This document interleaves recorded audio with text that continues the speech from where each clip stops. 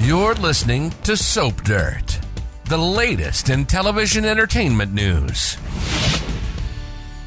Hey, Young and the Restless fans, we have got hot news spoilers for next week, including Nikki Newman's shocking health crisis, and Chelsea Lawson's mind is blown by a request out of left field, plus a big hint that Dr. Stephanie Simmons is going to stick around for a good long time in Genoa City. It's Belinda from Soap Dirt, and we've got the latest Y&R spoilers for the week of June 1st through the 5th, with big action for Adam and Nick Newman, for Matt Clark, Diane Jenkins, and lots more. But if you are not already following us, please hit that subscribe button before we dive into all the good stuff that's coming. All right, first of all, let's talk about Mrs. Nikki Newman. So at the end of this week, she had a terrible nightmare when she fell asleep in her room at the GCAC. She dreamt that Nick was dead of an overdose, and honestly, he was clinically dead for a minute or two there, but then Matt Clark and Phyllis Summers dragged Nick back from the brink of death.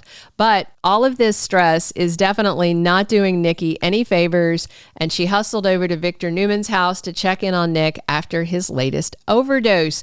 Nikki thinks Nick should still be in the hospital. Adam thinks his brother should be in rehab, and Victor agrees. But Nick is on fire about Matt and wanting him punished. So Nikki's there and sees Nick's irate reaction when he finds out that he would be dead as a doornail if not for Matt and Phyllis saving his life. And of course, Victoria, Victor, and the others still hate Matt and Phyllis for other things they've done, but in the end, they are all very thankful that Nick is still with them because of these two rogues. And Nikki's happy that Nick is alive no matter who did the saving, but for his part, he's disgusted and still ranting about Matt. Nikki thinks that Nick needs to prioritize getting clean, and Victor finally says he's only going to let Nick see Matt if he agrees to go to rehab after confronting him, and Nick agrees after griping about the amnesia basically blocking them getting closure. Speaking of Nick almost dying again, writer Josh Griffith recently said, surprisingly, this is not rock bottom for Nick. You'd think it is, but no. His struggles with addiction are far from over. Josh Griffith said Nick's not having some epiphany where he's just going to miraculously turn his life around.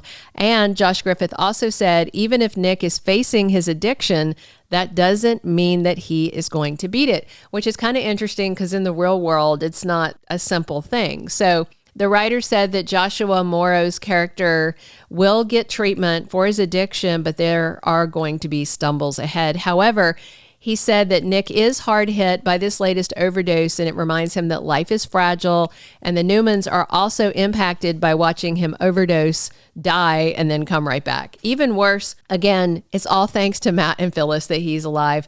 The writer said some of the family is going to be actually angry at Nick for letting things get this far, but a silver lining is that Adam and Nick will get lots closer, and they are going to be true, meaningful brothers at long last. The guys take Nick to see Matt while Nikki's headache comes back. This is at the end of the week, and Sharon Newman is suggesting that it's a migraine headache, and Phyllis shows up, and Nikki thanks her for saving Nick despite all the despicable things Phyllis has done to them lately. And then in Young and the Restless spoilers for next week, we're going to see that Nikki is still having these really terrible headaches. And she tells Victoria that she's gotten migraines like this before and that her doctor's probably going to say they're just a symptom of her MS. And Nikki says to her daughter that she's already taking medication for her MS, but Victoria is wondering if it might be something more serious, and it may be. I think something major is going to happen to Nikki to change the dynamic with her and Victor and force him to realize he's got to stop acting like this. I think Nick almost dying again is already starting to shake Victor into maybe having a little more sense where his family's concerned. Meanwhile, this week, we saw that Adam didn't take it well when Billy Abbott told him that he and Sally Spectra are engaged, building a life together, all that. But what really ticked off Adam was when Billy dropped the baby bomb that Sally's pregnant and how thrilled they are. Adam is certain that Billy's going to screw things up and hurt Sally and will be a terrible dad. And when Adam told Chelsea that Billy said they were engaged and pregnant, Chelsea understood Adam being triggered because of him and Sally losing their daughter Ava. But Adam starts acting out next week. As the head writer warned in a recent interview, when he said that Adam would have inappropriate reactions to the Sally news. And Adam basically feels the need to protect Sally and her unborn child, even though very clearly that is not Adam's responsibility. So the weirdness begins the week of June 1st when he talks to Chelsea and is saying what a great job that they have done raising Connor. And then Adam asked Chelsea if she ever considered having another baby. And that coming out of Adam's mouth is going to drop Chelsea's jaw. Obviously, Adam's sudden interest in having another child with Chelsea is about finding out that Sally's pregnant with Billy's baby. I don't think Chelsea's going to have a very positive reaction to Adam's question, and knowing Chelsea, she will confront Adam about him being jealous of Billy and basically trying to recreate what they've got going in that other relationship. Also, we have some big news about Holden's mama, Dr. Stephanie Simmons. Next week, she tells Nate Hastings that the board of directors of Genoa City Memorial Hospital called her about their search for a new chief of staff. And Stephanie says somebody put her name into the hat. And Nate says that he's the one who did it. Now, we know that Vivica Fox was going to be sticking around, so this twist makes perfect sense. It's too bad we also can't keep Shamar Moore around as Malcolm Winters long term, but we can expect to see lots more of Stephanie and her with Holden and his girlfriend Claire.